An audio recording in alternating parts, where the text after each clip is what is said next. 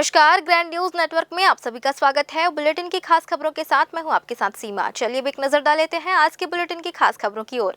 खबरों का सिलसिला शुरू करें उससे पहले एक नजर आज की हेडलाइंस पर।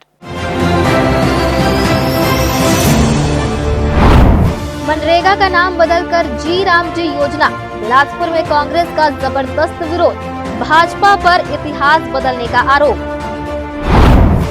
बिल्हा बीईओ कार्यालय से 100 से ज्यादा सर्विस बुक गायब, 1872 कर्मचारियों की फाइलें खतरे में। शिक्षा विभाग में मची हड़कंप और खलबली। स्वर्गीय अटल वाजपेयी जन्म दिवस पर बिलासपुर में भव्य सम्मान समारोह। जयाप्रदा और मुकेश खन्ना होंगे विशेष मेहमान। अटल विचार और छत्तीसगढ़ निर्माण भावना को मिलेगा मंच। शिक्षा विभाग का बड़ा फैसला, पूरे साल की पढ़ाई से तय होगा रिजल्ट। पहली से 11वीं तक बदलेगा रिजल्ट फॉर्मूला। तिमाही और छमाही परीक्षा के अंक सीधे जुड़ेंगे वार्षिक रिजल्ट में।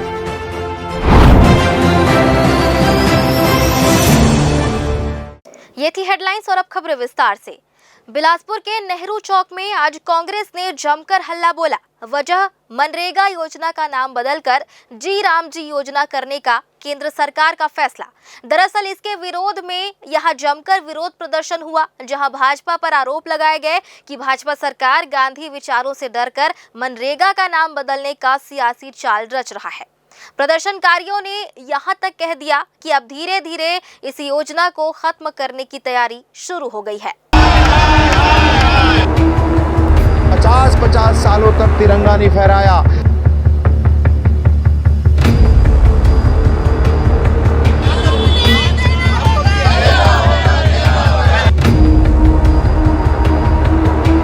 जनता पार्टी की सरकार कोई ऐसा काम न करो और राम को बदनाम मत करो। देखिए, महात्मा गांधी से तो जैसे भारतीय जनता पार्टी के लोगों को चिढ़ है।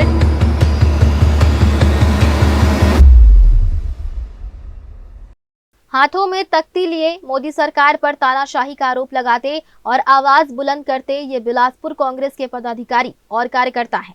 महिला कांग्रेस की प्रदेश महामंत्री शिल्पी तिवारी के साथ बड़ी संख्या में कांग्रेस की महिला विंग भी मौजूद रही। यह विरोध प्रदर्शन केंद्र सरकार के उस फैसले के बाद की बानगी है जिसमें मनरेगा योजना का नाम बदलकर जी राम जी योजना कर दिया गया। महिला कांग्रेस की प्रदेश महामंत्री शिल्पी तिवारी ने इस दौरान भाजपा सरकार को जमकर कोसा। उनका कहना है कि भाजपा को राष्ट्रपिता महात्मा गांधी से चिढ़ है, लिहाजा गांधी से जुड़ी मनरेगा योजना का नाम बदलकर प्रभु श्री राम के नाम पर रखा जा रहा है।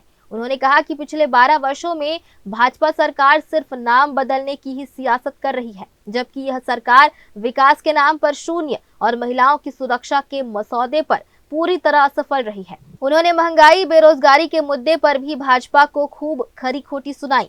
वहीं उन्होंने हाल ही में समाप्त हुए शीतकालीन सत्र में गंभीर मुद्दों मसलन महिलाओं की सुरक्षा, मणिपुर हिंसा, छत्तीसगढ़ और खासकर बिलासपुर में बढ़ते अपराध जैसे संगीन मुद्दों पर चर्चा न होने को लेकर भी भाजपा को आड़े हाथों लिया। कि महात्मा गांधी से तो जैसे भारतीय जनता पार्टी के लोगों को चिढ़ है, जो द्वेषपूर्ण काम इन्होंने किया है। मनरेगा का नाम जो परिवर्तन किया है उन्होंने, और राम का नाम का आड़ लेके जो ये लोग खेल खेल रहे हैं, सिर्फ नाम बदलने का ही खेल खेल रहे हैं। विगत 12 वर्षों से आप देखिए सिर्फ नाम बदलने का काम हो रहा है। विकास के नाम पे जीरो हैं इन लोग, महिला सुरक्षा के नाम पे जीरो हैं, सामाजिकता के नाम पे जीरो हैं। ना नौकरी मिल रही है और महंगाई इतनी ज़्यादा चरम पे है कि जिसकी कोई सीमा नहीं है। नाम बदल के पता नहीं इनको क्या संतुष्टि मिलती है, बस वो नाम वाला खेल इन लोग खेल रहे हैं। देखिए, अभी जो शीतकालीन सत्र जो समाप्त हुआ संसद में, इतने सारे SIR का जो इन लोग फार्मूला लगा के रखे थे, उसमें BLO की मृत्यु हुई, उसके विषय में कोई चर्चा नहीं हुई। ना ही महिला सुरक्षा के बारे में इन लोगों ने चर्चा किया, ना ही बेरोजगारी के मामले में इन्होंने चर्चा किया, ना ही जो मणिपुर में जो इतने सारी महिलाओं की मृत्यु हुई, जो अपमानजनक घटनाएं वहाँ घटी, उसके बारे में ना इन लोग कोई चर्चा करते हैं। छत्तीसगढ़ में खास करके बिलासपुर में जहाँ के हम रहते हैं, अपराध की संख्या इतनी बढ़ चुकी है, कोई शासन प्रशासन का कोई अंकुश नहीं है। ये लोग इन सब विषयों पर शासन का, हमारी सरकार का, केंद्र सरकार का कोई ध्यान नहीं है। सिर्फ नाम बदलने का खेल ये लोग कर रहे हैं, जिससे कि ये लोग मजदूर को ठगेंगे। और ऐसे भी देखिए, मनरेगा में इन्होंने बजट को कम कर दिया था पहले से, अब नाम चेंज करके ये कब इस योजना को बंद कर देंगे पता भी नहीं चलेगा। भोली वाली जनता को हमेशा से इन्होंने ठगा है और आगे भी ठगते रहेंगे। पूर्व ग्रामीण जिला अध्यक्ष विजय केसरवानी ने कहा कि भाजपा राष्ट्रपिता महात्मा गांधी के सिद्धांतों को मिटाकर इतिहास बदलने की कोशिश कर रही है। उन्होंने कहा कि महात्मा गांधी सिर्फ भारत के नहीं बल्कि दुनिया के लिए अहिंसा के पुजारी रहे हैं और आज उसी योजना से उनका नाम हटाया जा रहा है। केसरवानी ने आरोप लगाया कि भाजपा ने भगवान श्री राम के नाम का राजनीतिक उपयोग शुरू कर दिया है, जबकि वही आरएसएस के लोग अपने कार्यालयों पर दशकों तक तिरंगा तक नहीं फहराते थे और स्वतंत्रता संग्राम में एक भी शहीद का नाम भाजपा अब तक दिखा नहीं पाई है। उन्होंने कहा कि युवा अब सरकार की राजनीति समझ चुके हैं और इतिहास मिटाने का प्रयास कभी सफल नहीं होगा। मैं ऐसा समझता हूं कि राष्ट्रपिता महात्मा गांधी से बड़ा इस देश में ना आज तक कोई हुआ है और भविष्य की परिकल्पना भी करना अपने आप में दीपक को जो है दिए दिखाने जैसा होगा। आज उनके नाम से भारतीय जनता पार्टी की सरकार भगवान राम को सामने कर रही है। धार्मिक एक तरफ राष्ट्रपिता महात्मा गांधी जो इस देश की आज़ादी में प्रथम नींव का पत्थर रखे हैं, उनके सामने आस्था के प्रतीक भगवान राम को लाना चाह रही है। मेरा ये कहना है कि भारतीय जनता पार्टी की सरकार कोई ऐसा काम न करो और राम को बदनाम मत करो। और राष्ट्रपिता महात्मा गांधी की जो हत्यारे हैं उनकी विचारधारा, भारतीय जनता पार्टी उन विचारधारा के से ओतप्रोत है और नाथूराम गोडसे के मानने वाले लोग राष्ट्रपिता महात्मा गांधी को आज भी मानने से इनकार करते हैं। ये वही लोग हैं जो अपने आरएसएस के कार्यालय में 50-50 सालों तक तिरंगा नहीं फहराया। ये वही लोग हैं जिनके एक भी शहीद का नाम बता दीजिए कि जो भारत के स्वतंत्रता आंदोलन में शहीद हुए हों, जो जेल गए हों। ऐसे भारतीय जनता पार्टी का आज के युवाओं को इतिहास बदलने की बात कर रहे हैं। इस देश में जैसा आप देश में पूरे विश्व में देख रहे हैं, जेन जी का मतलब युवा समझ गया है और एक दिन भारत का युवा इस भारतीय जनता पार्टी की सरकार के खिलाफ जो इतिहास मिटाने की कोशिश कर रहे हैं उनके खिलाफ बिगुल का आंदोलन फेंकेगा। शहर अध्यक्ष सिद्धांशु मिश्रा ने कहा कि मनरेगा को नाम बदलने के साथ साथ ही इस योजना को खत्म करने की गहरी साजिश रची जा रही है। पहले 90% फंड केंद्र की ओर से दी जाती रही है और राज्य की हिस्सेदारी इसमें 10% थी, लेकिन अब इस योजना में 40% भार राज्यों के कंधे पर डाल दिया गया है। ऐसे में पहले के कर्जग्रस्त राज्य आर्थिक दबाव नहीं सह पाएंगे और मजदूरों को काम मिलना बंद हो जाएगा। उन्होंने तीखा तंज कसते हुए कहा कि नरेंद्र मोदी स्टेडियम का नाम पहले श्री कृष्ण या श्री राम स्टेडियम क्यों नहीं रखा गया। वहीं इस दौरान ग्रामीण अध्यक्ष महेंद्र गंगोत्री ने कहा कि 2005 में कांग्रेस सरकार ने ग्रामीण मजदूरों के रोजगार की गारंटी के लिए यह योजना शुरू की थी, जिसे आज भाजपा सरकार कानूनी ढांचा तोड़कर कमजोर बना रही है। गांधी जी के नाम को हटाकर श्री राम पर राजनीति की जा रही है, जबकि मनरेगा ही ग्रामीण मजदूरों की जीवन रेखा है। कांग्रेस नेताओं ने चेतावनी दी कि यदि योजना से छेड़छाड़ बंद नहीं हुआ तो बड़ा आंदोलन होगा। जी राम जी, नरेंद्र मोदी स्टेडियम बना है, जीते जी नरेंद्र मोदी जी ने अपने नाम का स्टेडियम बनवाया है। मैं आप लोगों के माध्यम से अपील करता हूं, पहले उसका नाम श्री कृष्ण स्टेडियम कर दिया जाए, श्री राम स्टेडियम कर दिया जाए, माँ दुर्गा स्टेडियम कर दिया जाए, कोई भी नाम से किसी भी हमारे आराध्य, मैं तो बोलता हूं ब्रह्म विष्णु महेश जी के नाम से उस स्टेडियम का नामकरण किया जाए। जो व्यक्ति इस धरती पे जीवित है वो अपने नाम पे जीते जी स्टेडियम बनवाते हैं, और जो व्यक्ति इस देश के लिए बलिदान चढ़ गए, इस देश को जो आज़ाद कराए, उनके नाम पर उनकी सोच, जो भारत कांग्रेस की सोच के साथ जो मनरेगा की योजना आई थी, सिर्फ उनके नाम को कुचलने के लिए राम जी के नाम का पुनः दुरुपयोग, और वो भी इस तरह से नाम रखा गया कि उसका शॉर्ट फॉर्म जी राम जी हो। ये जनता की आंखों में धूल झोंकने जैसा है। देखिए, सड़क से सदन तक हम फिर से लड़ाई लड़ेंगे। कांग्रेस पार्टी इस विषय पे लड़ती रहेगी। महात्मा गांधी ने देश को आज़ाद दिलाने के लिए बहुत कड़ा संघर्ष किया, पूरे देश को एक किया, जनता को जागरूक किया और अंग्रेजों को भारत से भगाया बगैर खून बहाए। तो महात्मा गांधी के साथ भी भाजपा अन्याय कर रही है और देश के मजदूरों के साथ भी भाजपा अन्याय कर रही है। ग्रामीण क्षेत्र के मजदूरों को, जो भूमिहीन मजदूर हैं, जिनका पेशा मजदूरी है, ऐसे मजदूरों के लिए कानून बनाया था महात्मा गांधी रोजगार गारंटी योजना। जिसमें मजदूर काम मांगता था पंचायत में और उसे 15 दिन के अंदर काम मिलता था, 100 दिन की गारंटी थी काम की, और पूरा फंड जो है 90% फंड जो है केंद्र सरकार देती थी। उस कानून को तोड़ा गया है। माननीय नरेंद्र मोदी की सरकार ने इस कानून को तोड़ दिया है। दरअसल संसद से जी राम जी बिल पास हो गया। विपक्ष की ओर से देश भर में इसका जमकर विरोध किया जा रहा है। विपक्षी इस नाम को लेकर नाराज हैं। बिल में महात्मा गांधी के नाम की जगह भगवान राम का नाम लिया गया है। विपक्ष का ये भी आरोप है कि यह बिल गांव के गरीबों के लिए रोजगार की गारंटी को खत्म करता है।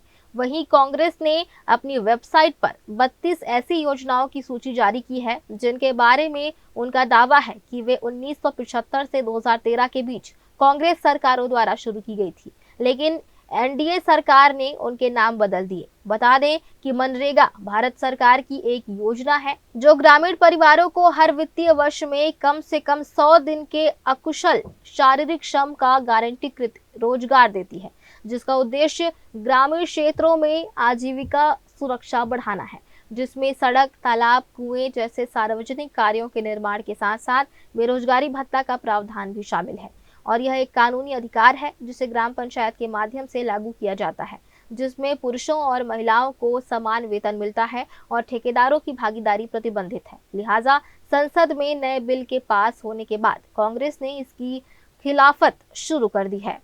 ग्रैंड न्यूज के लिए कैमरामैन राकेश मिश्रा के साथ पिंटू दुबे की रिपोर्ट। बालोद से जुड़ी बड़ी खबर सामने आई है, जहां भाजपा सरकार की नीतियों, बिगड़ती कानून व्यवस्था और ईडी, आईटी और सीबीआई जैसी केंद्रीय एजेंसियों के दुरुपयोग के विरोध में जिला कांग्रेस कमेटी ने जोरदार हल्ला बोला है। इस दौरान कांग्रेस कार्यकर्ता भाजपा दफ्तर घेरने निकले थे, लेकिन पुलिस ने उन्हें मधु चौक के पास रोक दिया। इस दौरान कांग्रेसी कार्यकर्ताओं और पुलिस के बीच जमकर झूमाझटकी का मंजर था। ये मंजर कई कार्यकर्ताओं ने बैरिकेड तोड़कर आगे बढ़ने की कोशिश की। हालात बिगड़ते देख पुलिस ने सख्ती की और विधायक संगीता सिन्हा, जिला कांग्रेस अध्यक्ष सहित कई नेताओं और कार्यकर्ताओं को गिरफ्तार कर लिया। मौके पर तनावपूर्ण माहौल बना रहा। इस दौरान क्षेत्र में भारी पुलिस बल तैनात कर दिया गया था। वो बहुत बड़ा मामला है जिसमें बेइज्जत बरी हुए हमारे सोनिया गांधी जी, राहुल गांधी। उनको सिर्फ जो मोदी सरकार ने यूज किया था चुनाव जीतने के लिए, जो सीबीआई और ईडी का दुरुपयोग कर रही है जो भारत सरकार, उसके विरोध में हम भाजपा कार्यालय का घेराव करने हम आए थे। पूरे कांग्रेस पार्टी के वरिष्ठ जन सभी, और हम सभी को कहीं वहीं पे हमको घेर लिया गया था। जब हम भाषण दे के निकल रहे थे तो पुलिस प्रशासन आई, बोले हमको कल तक परमिशन था, हमको भाजपा घेराव का परमिशन मिल चुका था, लेकिन आज आके अचानक बोलती कि आपको परमिशन नहीं है, यहाँ से चलने की परमिशन नहीं है। फिर भी हमने आगे बढ़ा और आगे बढ़े वैसे ही हमको गिरफ्तार कर लिया गया। पूरे हमारे कार्यकर्ताओं को सब यहाँ पे अंदर हैं, हम लोग सभी उनके निगरानी में हैं। और ये तो देखा जाए तो ये मोदी सरकार की तानाशाही है। जो उनके विरोध में आवाज उठाता है उसे सबको दबाव पूर्ण से पुलिस प्रशासन के द्वारा दबा दिया जाता है। जिस तरह से मनरेगा को कमजोर किया जा रहा है, मनरेगा का नाम बदल के दूसरे नाम से उनको पहचाना जाएगा, उनका जो अधिकार है मजदूरों का उसे कम किया जा रहा है। उसी तरह से ईडी, आईडी और सीबीआई का दुरुपयोग करके पिछले 12 साल से हमारे नेता राहुल गांधी, आदरणीय सोनिया गांधी, श्रद्धेय बाबूजी आदरणीय मोतीलाल वोरा जी, इन सब के ऊपर केस लगाया था जो 12 साल तक चला, लेकिन कोर्ट ने उसे असंवैधानिक करार देते हुए उस केस को बर्खास्त कर दिया है। और हम इसे भारतीय जनता पार्टी का द्वेषपूर्ण राजनीति मानते हुए आज बीजेपी कार्यालय का घेराव करने। अंतर्राष्ट्रीय स्तर पर सुर्खियां बटोर रही एप्स्टीन फाइल को लेकर भारत में भी राजनीतिक बयानबाजी तेज हो गई है। इस मामले पर बयान जारी करते हुए अनुमा आचार्य ने कहा कि यदि दस्तावेजों में सामने आ रही जानकारियां सत्य साबित होती है तो यह केवल किसी व्यक्ति विशेष का मामला नहीं रहेगा, बल्कि देश की छवि पर गंभीर आघात पहुंचाने वाला विषय बन जाएगा। अनुमा आचार्य ने अपने बयान में कहा कि 13 नवंबर को एक ट्वीट किया था जिसमें हरदीप पुरी का नाम स्पष्ट रूप से लिखा गया था। उन्होंने कहा कि उस समय हरदीप पुरी भारत के राजदूत नहीं थे, बल्कि वे भारतीय जनता पार्टी में शामिल हो चुके थे। लेकिन जिस ईमेल का अब संदर्भ दिया जा रहा है वह उस अवधि का है जब पुरी राजदूत के पद पर कार्यरत थी। उन्होंने कहा कि यह बिंदु पूरे मामले की दिशा तय कर सकता है। आचार्य ने आरोप लगाया कि सुब्रमण्यम स्वामी ने स्पष्ट रूप से कहा है कि हरदीप पुरी और एस जयशंकर का विशेष रूप से ध्यान रखा जाता था। उन्होंने कहा कि इसका अर्थ देश की जनता अच्छी तरह समझती है। इसके अलावा नरेंद्र मोदी और मानसी सोनी से जुड़े प्रकरण में 267 कॉल किए जाने का उल्लेख सामने आने और फाइल में मोदी इज ऑन बोर्ड लिखे होने की भी उन्होंने अत्यंत गंभीर बताया। इसके अलावा नरेंद्र मोदी और मानसी सोनी से जुड़े प्रकरण में 267 कॉल किए जाने का उल्लेख सामने आने और फाइल में मोदी इज ऑन बोर्ड लिखे होने को भी उन्होंने अत्यंत गंभीर बताया। आचार्य ने कहा कि यदि ये सभी तथ्य सत्य होते हैं तो इससे भारत की राजनीतिक और सामाजिक विश्वसनीयता पर गहरा प्रभाव पड़ेगा। उनका कहना है कि यह मामला किसी एक नेता, दल या वैचारिक मतभेद का नहीं बल्कि भारत की प्रतिष्ठा से जुड़ा है और इसकी निष्पक्ष जांच अति आवश्यक है। 13 नवंबर को मैंने एक ट्वीट की थी। वो ट्वीट उस पर्टिकुलर मेल की थी जिसमें हरदीप पुरी का नाम बहुत साफ सामने था। उस समय हरदीप पुरी हमारे राजदूत नहीं थे, वो भारतीय जनता पार्टी में शामिल हो चुके थे, लेकिन जिस मेल में उनका संदर्भ था वो उनके उस समय का था जबकि वो राजदूत होते थे। एक बात। दूसरे, सुब्रमण्यम स्वामी ने बहुत साफ कहा है कि हरदीप पुरी और एस जयशंकर उनका ख्याल ज्यादा रखते थे और क्या ख्याल रखते थे वो आप जानते हैं। नरेंद्र मोदी जी ने मानसी सोनी का जो केस था उसमें 267 कॉल किए लगातार।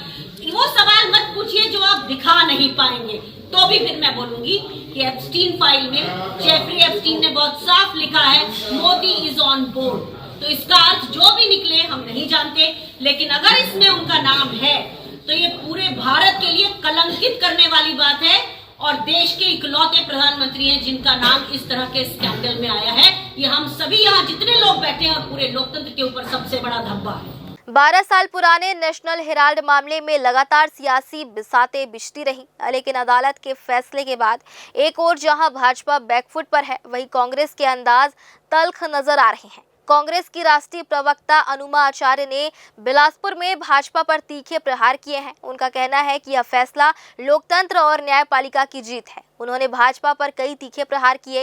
एक प्रेस कॉन्फ्रेंस के दौरान उन्होंने कहा कि बीजेपी ने पिछले कई वर्षों में गांधी परिवार को निशाना बनाने के लिए ईडी, सीबीआई और इनकम टैक्स विभाग का इस्तेमाल किया। जब राहुल गांधी ने बीजेपी सरकार की कथित वोट चोरी का पर्दाफाश किया, तब सत्ता पक्ष के पास झूठ और प्रोपेगेंडा फैलाने के अलावा कोई रास्ता नहीं बचा। यही कारण है कि राजनीतिक विरोधियों को चुनिंदा मुकदमों और अंतहीन पूछताछ में फंसाने का प्रयास हुआ, जबकि सच हमेशा की तरह जीत गया है।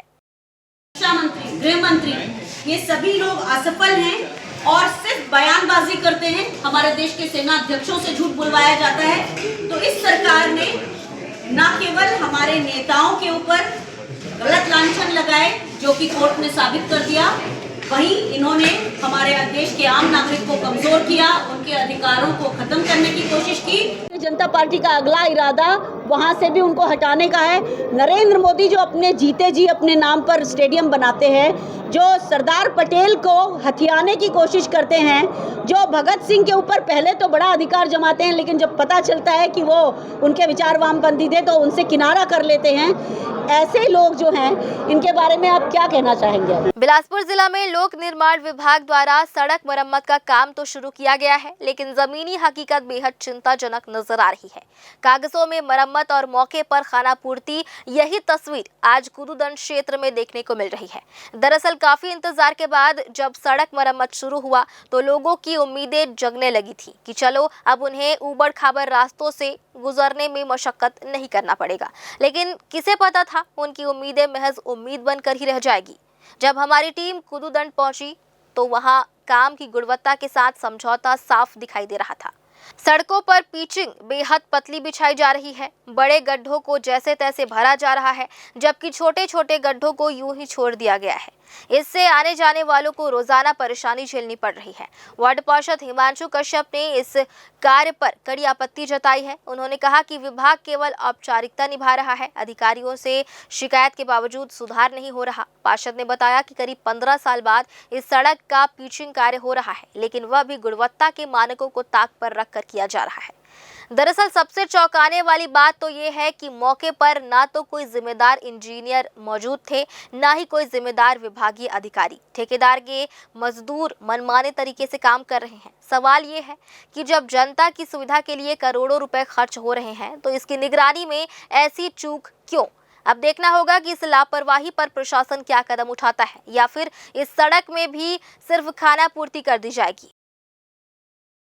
कार्य तो हो रहा है, काफ़ी सालों के बाद हो रहा है। मतलब ज़रूरत तो बहुत पहले थी, पूरा रोड ही खराब है, रोड बनने की थी, पर अभी तक तो रोड का पास गया हुआ प्रस्ताव पर मंत्रालय से भी पास नहीं हुआ है। पर अभी जो कार्य हो रहे हैं एकदम वो सही नहीं हो रहे हैं। जैसे इन लोग पेचिंग मारे, एकदम पतला मारे, जो कल रात में मारे हैं और अभी सुबह उधरने लगा है। अब बोलने के बाद भी बोल रहे भैया बीच में का मानना है हमको ऐसे ही मारेंगे करके, पर सही कार्य अभी नहीं हो रहा है। इसमें ये जो काम हो रहा है कई सालों के बाद हो रहा है भैया, तो यहाँ पे जनता को भी ये लगना चाहिए कि काम हो रहा है तो अच्छे से हो, मतलब कुछ सालों तो टिके रहे जब तक यहाँ रोड पूरी नहीं बनती है। क्योंकि यहाँ भी काफ़ी बड़े बड़े गड्ढे हैं और इन लोग क्या कुछ ही गड्ढे को छोड़ दे रहे हैं और कुछ बड़े गड्ढे को बस बना रहे हैं। इन लोग तो कार्य क्या सही नहीं कर रहे हैं। ये गड्ढा है, ये गड्ढा है ना, ये भरा रहा है कि नहीं? अब देखिए यहाँ पे भरा रहा है। अब आप बोलिएगा ये जैसे फॉर एग्जाम्पल ये गड्ढा ही कहाँ है, ये कहाँ भराएगा? गड्ढा ही नहीं है ना, बाकी आगे देखेंगे कई जगह। फिलहाल वक्त हो चला एक छोटे से ब्रेक का। ब्रेक के बाद भी खबरें जारी रहेंगी। बने रहिए ग्रैंड न्यूज नेटवर्क के साथ। जयजया प्राइवेट ITI NCVT से मान्यता प्राप्त एंड ISO सर्टिफाइड 10वीं पास विद्यार्थियों के लिए 2 year electrician course, OPA 1 year course, computer operating and programming assistant course, best classroom facility, admissions open. Jayjaya private ITI, Riverview colony, Koni, Bilaspur, Chhattisgarh. Break के बाद आप सभी का स्वागत है। छत्तीसगढ़ की शिक्षा व्यवस्था और प्रशासनिक सजगता पर एक गहरा सवालिया निशान खड़ा हो गया है। बिलासपुर जिले के बिल्हा विकासखंड शिक्षा अधिकारी कार्यालय से एक ऐसी खबर सामने आई है जिसने पूरे महकमे में खलबली मचा दी है। यहाँ कार्यरत 100 से अधिक शिक्षकों और कर्मचारियों की महत्वपूर्ण सर्विस बुक रहस्यमयी ढंग से गायब हो गई है। देखिए ये रिपोर्ट। बिल्हा BO कार्यालय की फाइलों में लगी यह दीमक प्रशासनिक लापरवाही की ओर इशारा कर रही है। मिली जानकारी के अनुसार विभाग के ही कुछ लिपिकों पर गंभीर आरोप लग रहे हैं कि उन्होंने सर्विस बुक में हेराफेरी की और कई महत्वपूर्ण दस्तावेजों को अनधिकृत रूप से कार्यालय से बाहर ले गए। मामला तब खुला जब संविलियन के बाद पंचायत एवं नगरीय निकाय शिक्षक संघ ने सर्विस बुक अपडेट करने की मांग की। वर्तमान में कार्यालय में कुल 1872 कर्मचारियों की सेवा पुस्तिकाओं का संधारण किया जाना है। सर्विस बुक किसी भी सरकारी कर्मचारी की लाइफलाइन होती है, जिसमें नियुक्ति से लेकर पदोन्नति, वेतन वृद्धि और अवकाश का पूरा विवरण दर्ज होता है। घटना की गंभीरता को देखते हुए जिला शिक्षा अधिकारी ने तत्काल प्रभाव से 6 सदस्यीय जांच टीम का गठन कर दिया है। यह पहली बार नहीं है जब बिलासपुर जिले में ऐसी लापरवाही दिखी हो। इससे पहले कोटा ब्लॉक में भी सर्विस बुक कबाड़ में मिली थी। बिल्हा विकासखंड कार्यालय में जो है लगातार नए अधिकारी ने ज्वाइन किया है, लगातार अपने स्तर पर वो प्रयास कर रहा है। मैं भी उनको सहयोग कर रहा हूँ जिससे कि वहाँ की जो समस्या है वो जल्द से जल्द ख़त्म हो सके। कलेक्टर साहब का मार्गदर्शन भी मिल रहा है कि इसमें किस तरह से हम काम करें जिससे कि शिक्षकों की शिकायत इस तरह से प्राप्त ना हो। ये बात सही है, विगत लंबे समय से एक अच्छे अधिकारी का अभाव था, ऐसा मुझको लगता है। जिस तरह से पेपर में आज छपा है कि 100 सेवा पुस्तिका जो है या पासबुक उनका संधारण नहीं हो पाया है, गायब है, इस तरह की बात आ रही। पुनर्परीक्षण करेंगे और जो भी नियम पे है उस पर कार्रवाई करके हम उनको पूरा करेंगे। अब देखना ये होगा कि जांच की आंच किन बड़े चेहरों तक पहुंचती है और क्या इन गुमशुदा दस्तावेजों को वापस लाया जा सकेगा या फिर कर्मचारियों का भविष्य फाइलों के इस अंधेरे जाल में उलझ कर रह जाएगा। ग्रैंड न्यूज के लिए कैमरामैन गोलू कश्यप के साथ भारतेंदु कौशिक की रिपोर्ट। बिलासपुर के गुरु घासीदास केंद्रीय विश्वविद्यालय के लापता छात्र राहुल यादव की तलाश में जुटी कोनी पुलिस और परिजनों के लिए आज एक राहत भरी खबर सामने आई है। पुलिस की सक्रियता और तकनीकी जांच के बाद राहुल की लोकेशन ट्रेस कर ली गई है। शुरुआती जांच में यह पुष्टि हुई है कि छात्र राहुल यादव सुरक्षित है और उसकी लोकेशन उत्तर प्रदेश की धार्मिक नगरी वृंदावन में मिली है। इतना ही नहीं, राहुल ने खुद अपने भाई से संपर्क कर अपने सुरक्षित होने की पुष्टि भी की है। देखिए हमारी यह रिपोर्ट। बीते कुछ दिनों से रहस्यमय परिस्थितियों में लापता जीजीबी के छात्र राहुल यादव के मामले में कोनी पुलिस को एक बड़ी सफलता हाथ लगी है। पुलिस द्वारा खंगाले गए सीसीटीवी फुटेज और तकनीकी साक्ष्यों से ये साफ हो गया है कि राहुल अपनी मर्जी से शहर से बाहर गया था। पुलिस को मिले अहम सुरागों के मुताबिक राहुल यादव को आखिरी बार 18 दिसंबर को बिलासपुर रेलवे जंक्शन पर देखा गया था। सीसीटीवी फुटेज में वो टिकट काउंटर से टिकट लेते हुए और प्लेटफॉर्म नंबर 4 पर जाते हुए दिखाई दिया। पुलिस ने पुष्टि की है कि प्लेटफॉर्म नंबर 4 पर उस समय छत्तीसगढ़ एक्सप्रेस खड़ी थी, जिससे स्पष्ट हुआ कि उसने ट्रेन के जरिए यात्रा की। इस मामले में सबसे बड़ा मोड़ आज तब आया जब राहुल ने खुद अपने मोबाइल से अपने भाई चंद्रभान यादव को फोन किया। फोन पर उसने बताया कि वो सुरक्षित है और बिना बताए घर से निकला था। पुलिस ने जब उस मोबाइल नंबर की लोकेशन ट्रेस की तो वह उत्तर प्रदेश के वृंदावन क्षेत्र में पाई गई। इस संपर्क के बाद जहां एक तरफ राहुल के परिवार ने राहत की सांस ली, वहीं कोनी पुलिस के सतत प्रयासों की भी सराहना हो रही है। फिलहाल पुलिस की टीम लगातार संपर्क बनाए हुए हैं और कानूनी प्रक्रियाओं के तहत आगे की कार्रवाई की जा रही है ताकि छात्र की सकुशल वापसी सुनिश्चित की जा सके। बिलासपुर जिले में आज से 3 दिवसीय पल्स पोलियो अभियान की शुरुआत हो गई है। इस अभियान का उद्देश्य जिले के हर बच्चे को पोलियो से सुरक्षित करना है। पहले दिन जिले के सभी बूथों पर बच्चों को पोलियो की खुराक पिलाई जा रही है। जिले के प्रत्येक बूथ में विशेष शिविर लगाकर 0 से 5 वर्ष तक के बच्चों को पोलियो ड्रॉप्स पिलाई गई। सुबह से ही स्वास्थ्य विभाग की टीम पूरी मुस्तैदी के साथ अभियान में जुटी हुई है। आंगनबाड़ी कार्यकर्ता, आशा मितानिन और स्वास्थ्य कर्मचारी मिलकर यह सुनिश्चित कर रहे हैं कि कोई भी बच्चा पोलियो की खुराक से वंचित न रह जाए। बूथों पर बच्चों के साथ पहुंचे अभिभावकों में भी खासा उत्साह देखने को मिला। लोगों ने बढ़ चढ़कर अपने बच्चों को पोलियो की दवा पिलवाई और इस अभियान में सहयोग किया। स्वास्थ्य कर्मियों द्वारा अभिभावकों को पोलियो से बचाव और नियमित टीकाकरण की जानकारी भी दी जा रही है। स्वास्थ्य विभाग के अनुसार जो बच्चे आज बूथ तक नहीं पहुंच पाएंगे, उन्हें घर घर जाकर पोलियो की खुराक पिलाई जाएगी। इसके लिए 22 और 23 दिसंबर को विशेष टीमों द्वारा डोर टू डोर अभियान चलाया जाएगा ताकि कोई भी बच्चा छूट न जाए। पल्स पोलियो अभियान को सफल बनाना हम सभी की जिम्मेदारी है। समय पर पोलियो की दवा पिलाकर ही हम अपने बच्चों को इस गंभीर बीमारी से हमेशा के लिए सुरक्षित रख सकते हैं। स्वास्थ्य विभाग ने सभी अभिभावकों से अपील की है कि वे इस अभियान में सहयोग करें और अपने बच्चों को जरूर पोलियो ड्रॉप्स पिलाएं। आज पल्स पोलियो अभियान है जिसके थ्रू हम लोग ना यहाँ पर बूथ लगाए हैं। अभी तक बच्चों बूथ में 100 बच्चे पी चुके हैं, 0 से 5 साल के और 5 से 6 साल के बच्चे मतलब 10 बच्चे पी चुके हैं। जैन टेंट हाउस कुदूदन वार्ड क्रमांक 16 के पास ये बूथ लगा हुआ है। मैं मितानिन मीना शाहू और मेरे साथ में एक आंगनबाड़ी कार्यकर्ता सुमन केसर जी है। धन्यवाद। कितना दिन तक रहेगा ये अभियान 3 दिन का है। जो आज का है तो केवल बूथ के द्वारा ही पिलाया जाएगा और कल ना घर घर सर्वे करके पिलाया जाएगा छूटे हुए बच्चों को। तीसरा दिन भी वही है सर, हाँ, घर घर जाके सर्वे करके पिलाना रहेगा छूटे हुए बच्चों को। एक बार फिर से वक्त हो चला है एक छोटे से ब्रेक का। ब्रेक के बाद भी खबरें जारी रहेंगी। बने रहिए ग्रैंड न्यूज नेटवर्क के साथ। जहजया प्राइवेट ITI NCVT से मान्यता प्राप्त एंड ISO सर्टिफाइड 10वीं पास विद्यार्थियों के लिए 2 year electrician course, OPA 1 year course, computer operating and programming assistant course, best classroom facility, admissions open. Jahjaya private ITI, Riverview colony, Koni, Bilaspur, Chhattisgarh. Break के बाद आप सभी का स्वागत है।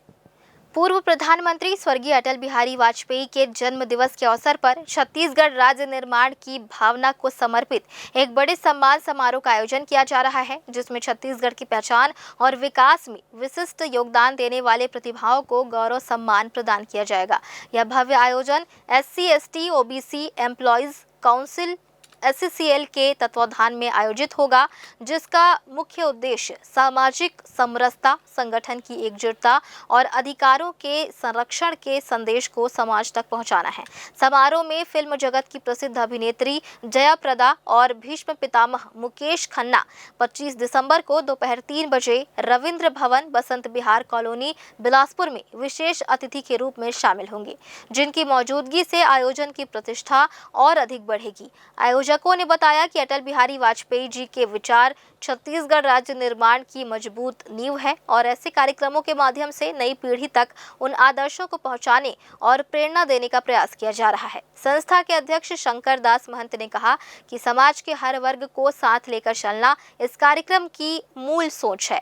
साथ ही यह आयोजन विशिष्ट प्रतिभाओं को सम्मान देने के साथ राज्य के विकास और गौरव को भी नई दिशा देगा।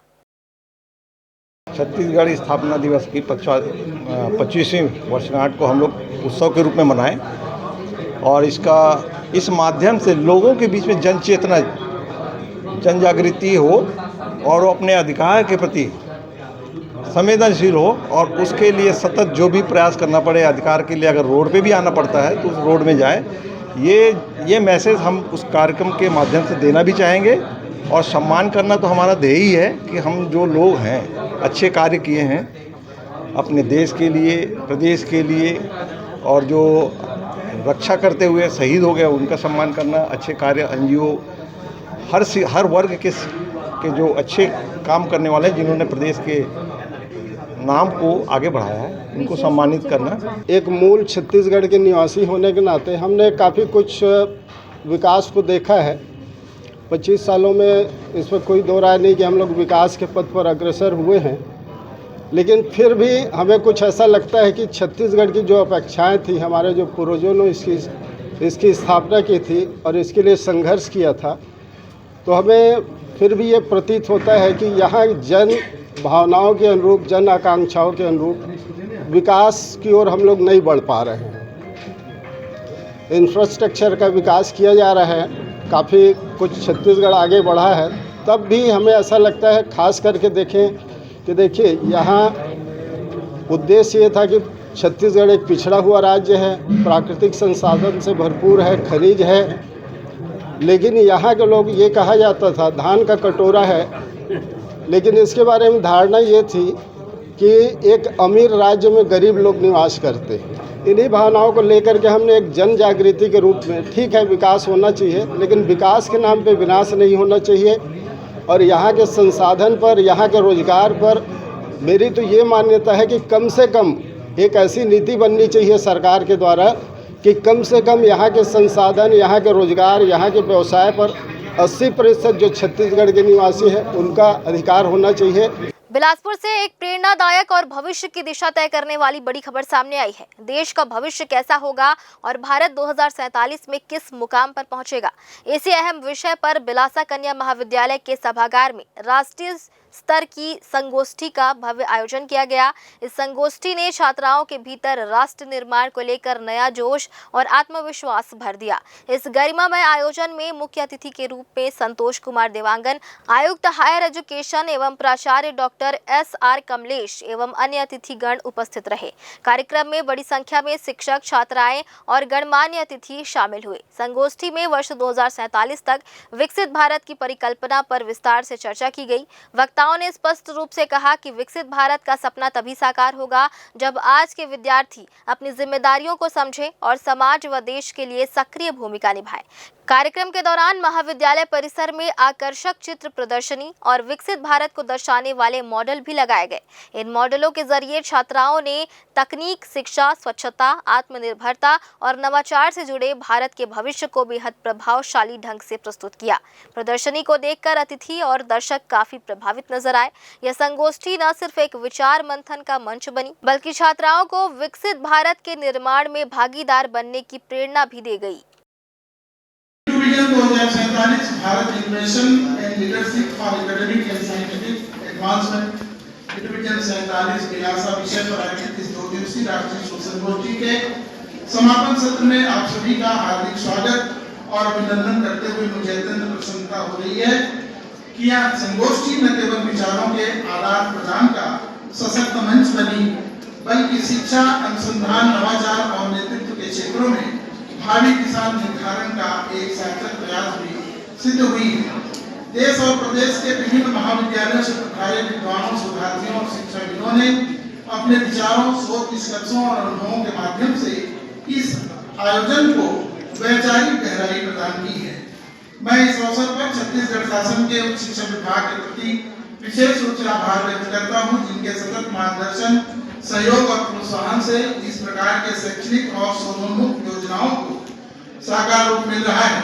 यह संगोष्ठी शिक्षा, अनुसंधान, नवाचार और नेतृत्व जैसे महत्वपूर्ण विषयों पर राष्ट्रीय स्तर पर विचार विमर्श का एक सशक्त मंच भी सिद्ध हुई है और यह आयोजन विकसित भारत 2047 की संकल्पना के अनुरूप अकादमिक उत्कृष्टता और वैज्ञानिक दृष्टिकोण को सुदृढ़ करने की दिशा में एक सार्थक प्रयास है। पूर्व विधानसभा अध्यक्ष धर्मलाल कौशिक बिल्हा विधानसभा अंतर्गत बिल्हा, बोदरी, बरतोरी, तिफरा, सिरगिट्टी, पथरिया और सरगांव मंडलों के संयुक्त कार्यकर्ता सम्मेलन में शामिल हुए, जहां उन्होंने कार्यकर्ताओं को संगठनात्मक समन्वय, जिम्मेदारियों और पार्टी के लक्ष्य के प्रति सक्रिय रहने पर जोर दिया। उन्होंने कहा कि बूथ सशक्तिकरण, जनसंपर्क विस्तार और पार्टी की विचारधारा को लोगों तक पहुंचाने में कार्यकर्ताओं की महत्वपूर्ण भूमिका रहती है। कौशिक ने कार्यकर्ताओं से अपील की कि केंद्र एवं राज्य सरकार की जन कल्याणकारी योजनाओं को पात्र लोगों तक पहुंचाने के लिए सतत प्रयास किए जाएं और संगठनात्मक अनुशासन, समर्पण व सेवा भाव को प्राथमिकता दी जाए। उन्होंने बिल्हा को अपने जीवन की कर्मभूमि बताते हुए कहा कि भाजपा का हर कार्यकर्ता परिवार का हिस्सा है और कार्यकर्ताओं का समर्पण ही विकास के संकल्प को मजबूत करता है। सम्मेलन में कार्यकर्ताओं का उत्साह साफ दिखाई दिया और बड़ी संख्या में पदाधिकारियों व कार्यकर्ताओं की उपस्थिति रही। इस कार्यक्रम में क्रीड़ा अध्यक्ष भूपेंद्र सवन्नी, जिला प्रभारी महापौर रामू रोहरा, SIR प्रभारी सरला कोसरिया सहित मंडल पदाधिकारी और वरिष्ठ कार्यकर्ता उपस्थित रहे। अगर आप भी ट्रेन में तत्काल टिकट के लिए घंटों लाइन में लगने के बाद खाली हाथ लौटते हैं तो यह खबर आपके लिए राहत भरी है। भारतीय रेलवे ने दलालों और एजेंटों की अवैध सिंडिकेट को तोड़ने के लिए अब डिजिटल लॉक लगा दिया है। 18 दिसंबर से एक बड़ा बदलाव लागू हो गया है। अब रेलवे काउंटरों से तत्काल टिकट बनवाने के लिए भी मोबाइल पर आया OTP बताना अनिवार्य होगा। बिलासपुर रेल मंडल ने इसे प्रभावी रूप से लागू कर दिया है, जिससे आम यात्रियों को सीधा फायदा मिल रहा है। देखिए यह रिपोर्ट। रेलवे के तत्काल टिकट काउंटर, जहां अक्सर आम यात्री से पहले दलाल टिकट बुक कर लेते थे, अब वहां का नजारा बदलने वाला है। रेलवे ने पैसेंजर रिजर्वेशन सिस्टम यानी PRS काउंटरों पर पारदर्शिता लाने के लिए OTP आधारित बुकिंग व्यवस्था शुरू कर दी है। नियम बिल्कुल साफ है। अब तत्काल फॉर्म भरते समय यात्री को अपना आधार से लिंक मोबाइल नंबर देना होगा। क्लर्क जैसे ही बुकिंग प्रोसेस शुरू करेगा, यात्री के मोबाइल पर एक OTP आएगा। जब तक वह OTP सिस्टम में दर्ज नहीं होगा, टिकट जनरेट नहीं किया जा सकेगा।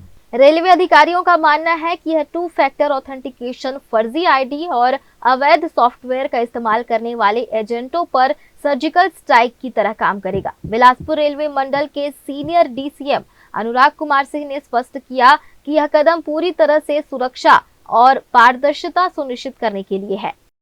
का जो पर्पस है वो सिक्योरिटी फीचर है। वो आपका जो आधार एनेबल्ड जो नंबर है उस पर आपको OTP आएगा। इससे फायदा ये है कि जो बाकी जगह जो तत्काल होता है उसमें कोई भी फेक अकाउंट या कोई साइबर फ्रॉड इस तरीके की चीज़ों से बचने के लिए, ताकि OTP बेस्ड बेसिकली होता है सिंगल फैक्टर या 2 फैक्टर प्रोटेक्शन होता है। एक तरीके का प्रोटेक्शन है कि जेन्युइन जो पैसेंजर्स हैं वही टिकट को बुकिंग कर पाएँ, क्योंकि उनको OTP बेस्ड आएगा। तो कोई सिस्टम के द्वारा कोई भी छेड़छाड़ या सिक्योरिटी फीचर की तरफ से इसको लाया गया है।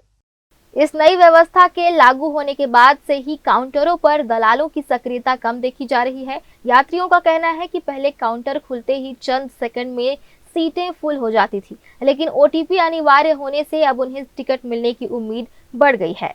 रेलवे का यह फैसला न केवल साइबर फ्रॉड पर लगाम लगाएगा, बल्कि उन हजारों यात्रियों को उनका हक दिलाएगा जो लाइन में खड़े होकर भी टिकट से वंचित रह जाते थे।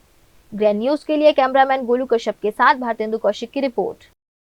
बिलासपुर नगर निगम आयुक्त के निर्देशानुसार शहर में नक्शा उल्लंघन और अनुमति के विपरीत निर्माण पर की जा रही कार्रवाई के तहत दयालबंद से लेकर गुरु नानक चौक क्षेत्र तक बड़ी कार्रवाई की गई, जिसमें 3 दुकानों को सील किया गया।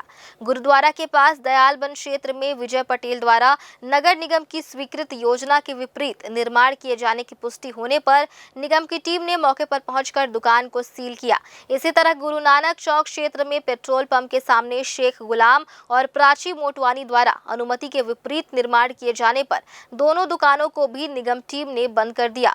नगर निगम ने स्पष्ट कर दिया है कि शहर में अवैध निर्माण और स्वीकृत नक्शे के खिलाफ किए जा रहे बदलावों पर सख्त निगरानी रखी जा रही है और ऐसी स्थिति पाए जाने पर तुरंत कार्रवाई की जाएगी, ताकि भविष्य में अन्य व्यापारी या भवन स्वामी ऐसे निर्माण कार्यों से बचें। एक बार फिर से वक्त हो चला एक छोटे से ब्रेक का। ब्रेक के बाद भी खबरें जारी रहेंगी। बने रहिए ग्रैंड न्यूज नेटवर्क के साथ। जय प्राइवेट ITI NCVT से मान्यता प्राप्त एंड ISO सर्टिफाइड 10वीं पास विद्यार्थियों के लिए 2 year electrician course, OPA 1 year course, computer operating and programming assistant course, best classroom facility, admissions open. जय private ITI, Riverview colony, Koni, Bilaspur, Chhattisgarh. Break के बाद आप सभी का स्वागत है। राज्य के लाखों छात्रों के लिए शिक्षा विभाग ने एक बड़ा और अहम फैसला लिया है। दरअसल पहली से 9वीं और 11वीं कक्षा के रिजल्ट का फॉर्मूला अब पूरी तरह बदल दिया गया है। अब महज वार्षिक परीक्षा ही नहीं बल्कि तिमाही और छमाही परीक्षा के अंक भी सीधे फाइनल रिजल्ट में जोड़े जाएंगे। यह नई व्यवस्था चालू शिक्षा सत्र से ही लागू कर दी गई है। इस नई व्यवस्था के तहत यदि छात्र तिमाही या छमाही परीक्षा में कम अंक लाते हैं तो उसका असर सीधे तौर पर उनके वार्षिक परीक्षा परिणाम पर पड़ेगा। यानी अब साल भर की पढ़ाई का मूल्यांकन किया जाएगा, न कि सिर्फ अंतिम परीक्षा का। हालांकि यह नियम बोर्ड परीक्षाओं मसलन कक्षा 10वीं और 12वीं पर लागू नहीं होगा। शिक्षा विभाग के इस फैसले से राज्य के करीब 45 लाख छात्र प्रभावित होंगे। शिक्षा विभाग का मानना है कि अब तक कई स्कूलों में तिमाही और छमाही परीक्षाएं केवल औपचारिकताएं बनकर रह गई थी, लेकिन अब चूंकि इन परीक्षाओं के अंक फाइनल रिजल्ट में जुड़ेंगे, इसलिए छात्रों और शिक्षकों में गंभीरता बढ़ेगी और पढ़ाई का स्तर सुधरने का दावा भी किया जा रहा है। नई व्यवस्था के अनुसार कक्षा पहली से चौथी तक तिमाही और छमाही परीक्षा के 20-20% अंक और वार्षिक परीक्षा के 60% अंक जोड़कर फाइनल रिजल्ट बनाया जाएगा। वहीं कक्षा 5वीं से 8वीं तक छमाही के 30% और वार्षिक के 70% अंक मिलाकर परिणाम तैयार होगा। कक्षा 9वीं और 11वीं के लिए प्रस्ताव माध्यमिक शिक्षा मंडल को भेज दिया गया है। शिक्षा विभाग का यह फैसला छात्रों को साल भर पढ़ाई के लिए प्रेरित करेगा और शिक्षा व्यवस्था को ज्यादा पारदर्शी और मजबूत बनाने की दिशा में एक बड़ा कदम माना जा रहा है। पूरे प्रदेश के साथ साथ बिलासपुर जिला में भी शीतलहर का असर साफ दिखाई देने लगा है। लगातार बढ़ती ठंड ने जनजीवन के साथ साथ वन्य जीवों की परेशानी भी बढ़ा दी है। खासकर खुले वातावरण में रहने वाले पशु पक्षियों को इस कड़ाके की ठंड का सामना करना पड़ रहा है। ऐसे में बिलासपुर शहर के नजदीक स्थित कानन पेंडारी चिड़ियाघर में ठंड का असर जानवरों पर भी देखने को मिल रहा है। खुले बाड़ों और केज में रहने वाले जानवरों और पक्षियों को ठंड से बचाने के लिए प्रशासन ने विशेष इंतजाम किए हैं। बढ़ती ठंड को देखते हुए चिड़ियाघर प्रशासन द्वारा प्रत्येक जानवर के रहने की जगह पर पैरा बिछाया गया है ताकि उन्हें ठंड से राहत मिल सके। जानवरों के बैठने और आराम करने वाले स्थानों पर पैरा रखने से जमीन की ठंड सीधे शरीर तक न पहुंचे, इसका विशेष ध्यान रखा जा रहा है। इसके साथ ही छोटे पशु और पक्षियों के लिए भी अतिरिक्त देखभाल की जा रही है। कर्मचारियों को निर्देश दिए गए हैं कि वे नियमित रूप से जानवरों की स्थिति पर नजर रखें और किसी भी तरह की परेशानी होने पर तुरंत कार्रवाई करें। कानन पेंडारी प्रशासन का कहना है कि ठंड के मौसम में जानवरों की सेहत सबसे अहम होती है। इसी वजह से ठंड से बचाव के लिए जरूरी कदम उठाए जा रहे हैं। जरूरत पड़ने पर आगे और भी इंतजाम किए जाएंगे ताकि किसी भी जानवर को ठंड से नुकसान न पहुंचे। फिलहाल शीतलहर के बीच कानन पेंडारी में जानवरों की सुरक्षा को लेकर खास एहतियात बरतने का दावा प्रशासन कर रहा है। सिविल लाइन थाना क्षेत्र की कानून व्यवस्था बनाए रखने के लिए पुलिस द्वारा 20 दिसंबर को कुदूदंड इलाके में सतत निगरानी के दौरान 2 प्रकार की कार्रवाई की गई, जिसमें पहली कार्रवाई आर्म्स एक्ट के तहत हुई। पुलिस ने गश्त के दौरान सार्वजनिक स्थान पर 2 व्यक्तियों को धारदार लोहे के चापड़ के साथ पकड़ा, जिनके पास से 2 चापड़ जब्त कर आर्म्स एक्ट में प्रकरण दर्ज किया गया। पकड़े गए आरोपियों में पवन भोसले पिता गजानन भोसले उम्र 25 वर्ष निवासी कुदूदंड तथा दुर्गेश राव मराठा पिता गुलाब राव उम्र 22 वर्ष निवासी कुदूदंड शामिल हैं। इसके अलावा क्षेत्र में आपसी विवाद और अशांति फैलाने की जानकारी मिलने पर पुलिस ने 8 व्यक्तियों पर प्रतिबंधात्मक कार्रवाई की, जिससे क्षेत्र में शांति बनी रहे। इन व्यक्तियों में केला उर्फ हिमांशु ठाकुर, नीरज उर्फ निक्कू यादव, जाहिद खान, किलकेश बघेल उर्फ नानू, मोहम्मद मोबिन खान, मोहम्मद आसिफ, सलमान खान और शेख रजाक शामिल हैं। बिलासपुर जिले में पुलिसिंग को और अधिक प्रभावी बनाने के उद्देश्य से वरिष्ठ पुलिस अधीक्षक रजनेश सिंह ने शनिवार को थाना सरकंडा का आकस्मिक निरीक्षण किया, जहां उन्होंने थाना परिसर, CCTNS सिस्टम, विवेचना शाखा सहित सभी व्यवस्थाओं का बारीकी से अवलोकन कर सुधारात्मक निर्देश दिए। निरीक्षण के दौरान SSP ने फरियादियों से सीधा संवाद कर उनकी समस्याएं सुनी और उनके शीघ्र व गुणवत्तापूर्ण निराकरण के लिए अधिकारियों को दिशा निर्देश दिए। CCTNS रिकॉर्ड समय पर अपडेट पाए जाने पर आरक्षक रविशंकर ध्रुव को इनाम देने की घोषणा की गई। वहीं पासपोर्ट एवं चरित्र सत्यापन मामलों में उत्कृष्ट कार्य करने के लिए रीडर आरक्षक लाल बहादुर कुर्रे को इनाम की अनुशंसा की गई। विवेचना शाखा में वर्ष 2024 व पूर्व में कोई भी प्रकरण लंबित न होने और 2025 के न्यूनतम लंबित मामलों पर सऊनी प्रवीण लाल एवं प्रधान आरक्षक राजेश्वर छत्री को पुरस्कृत करने की घोषणा की गई तथा अन्य विवेचकों को लंबित मामलों के त्वरित निराकरण के निर्देश दिए गए। SSP ने सभी अधिकारियों और कर्मचारियों को बीट क्षेत्रों में नियमित गश्त, चोरी, नाकेबाजी जैसी घटनाओं पर प्रभावी नियंत्रण, आरोपी की त्वरित गिरफ्तारी, गुंडा निगरानी, बदमाशों पर सख्त कार्रवाई और सक्रिय अपराधियों पर प्रतिबंधात्मक कार्रवाई के निर्देश भी दिए। थाना प्रभारी प्रदीप आर्य ने जानकारी दी कि क्षेत्र में लगातार पेट्रोलिंग की जा रही है और हाल ही में 35 बदमाशों पर कार्रवाई की गई है। साथ ही शुक्रवार को 6 बदमाशों पर धारा 170 BNS तथा 1 पर आर्म्स एक्ट में कार्रवाई की गई, जिनमें पूर्व में चाकूबाजी में संलिप्त अपराधी भी शामिल था। आर्म्स एक्ट में कार्रवाई से संतुष्ट होकर प्रधान आरक्षक विजय पांडे और थाना संचालक में उत्कृष्ट भूमिका के लिए निरीक्षक प्रदीप आर्य को नगद इनाम देने की घोषणा की गई। निरीक्षण के अंत में SSP ने अपराध निराकरण में तेजी लाने के निर्देश दिए और वर्षांत में उत्कृष्ट कार्य करने वाले कर्मचारियों को सम्मानित करने का विश्वास भी दिया। एक बार फिर से वक्त हो चला एक छोटे से ब्रेक का। ब्रेक के बाद भी खबरें जारी रहेंगी। बने रहिए ग्रैंड न्यूज नेटवर्क के साथ। जहजया प्राइवेट ITI NCVT से मान्यता प्राप्त एंड ISO सर्टिफाइड 10वीं पास विद्यार्थियों के लिए 2 year electrician course, OPA 1 year course, computer operating and programming assistant course, best classroom facility, admissions open. Jahjaya private ITI, Riverview colony, Koni, Bilaspur, Chhattisgarh. Break के बाद आप सभी का स्वागत है। बिलासपुर जिले के कोटा क्षेत्र में लगातार हो रही चोरी की वारदातों को देखते हुए पुलिस प्रशासन पूरी तरह से अलर्ट मोड पर है।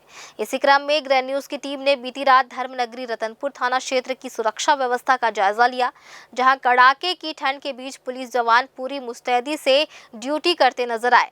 पड़ताल में सामने आया कि महामाया चौक और सनिचरी चौक में चेकिंग पॉइंट बनाए जा रहे हैं, जहां राइफलों से लैस 2-2 जवान तैनात मिले। वहीं पूरे क्षेत्र में रात भर अतिरिक्त सुरक्षा घेरा तैयार किया गया है, जिसके तहत कुल 8 जवान सक्रिय ड्यूटी पर दिखे। पुलिस रात भर गश्त, संदिग्ध व्यक्तियों और वाहनों की कड़ाई से चेकिंग कर रही है, जबकि ग्रैंड न्यूज की टीम ने मौके पर पहुंचकर परिस्थितियों का प्रत्यक्ष निरीक्षण किया और पूरे इलाके में सुरक्षा व्यवस्था की मजबूत तैयारियों का आकलन किया। बिलासपुर जिले के सकरी थाना क्षेत्र अंतर्गत ग्राम अमेरी सतनाम नगर में रविवार सुबह उस समय सनसनी फैल गई जब बड़े तालाब में एक महिला की लाश तैरती हुई मिली।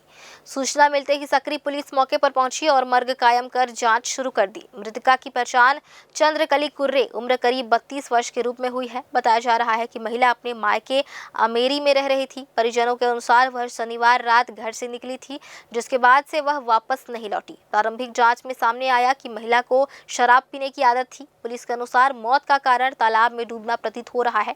हालांकि वास्तविक कारणों का खुलासा पोस्टमार्टम रिपोर्ट आने के बाद ही हो सकेगा।